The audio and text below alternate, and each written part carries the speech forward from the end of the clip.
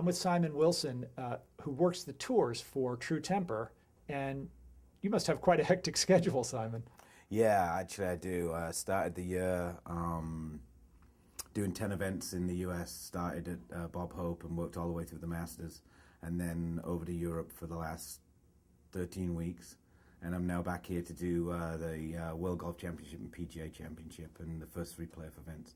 Then back to Europe to finish off the season over there. So. Okay, well, you were telling me that you have a strategy with the game and working with the game's best players because it's such a global game. What do you think about that?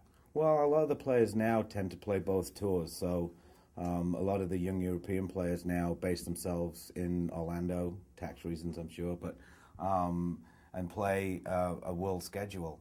Like previously, guys like Ernie Els, Gary Player used to do it. Now a lot of the English players are doing the same thing, or British players, and coming over and playing a lot of tournaments in the US and a lot of tournaments in Europe. So we try to cover both. Got to talk about a recent success you had at the Open Championship. Can you tell me how that came about? And a guy that drove the ball 318 yards and down the middle won the tournament. Yeah, that was a good week for us. Louis been working with us since. Actually, he was actually playing our older products. He was playing Grafaloy Platinum in his driver and Compentees in his fairway woods. And we were working on some stuff in Paris and at the French Open, and we switched him over to our new Project X shaft. He's actually using a shaft that we call 6B7, which is a 6.5, which kind of astonished a lot of people that him going softer made him drive it further. But that's we worked on that, and he's also a rarity in the fact that he's playing the same shaft in all 3 of his metal clubs. He's playing the shaft in his driver, his 3-wood, and his 5-wood. Because these guys can tune their equipment so much, they can go 7-0 here, 6-5 there. Right, and a lot of players tend to play a little bit heavier shaft in their fairway woods than they do in their driver, but in his case, he's playing basically a 74 to 75 gram shaft in all 3.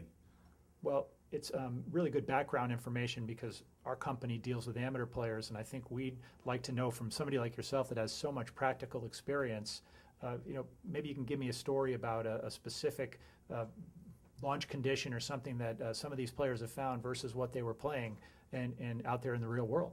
Yeah, I think what we've brought with the PX series of graphite shafts is stability in the tip, and for a tour player, that's the one thing they don't want to do is they don't want to snap it left.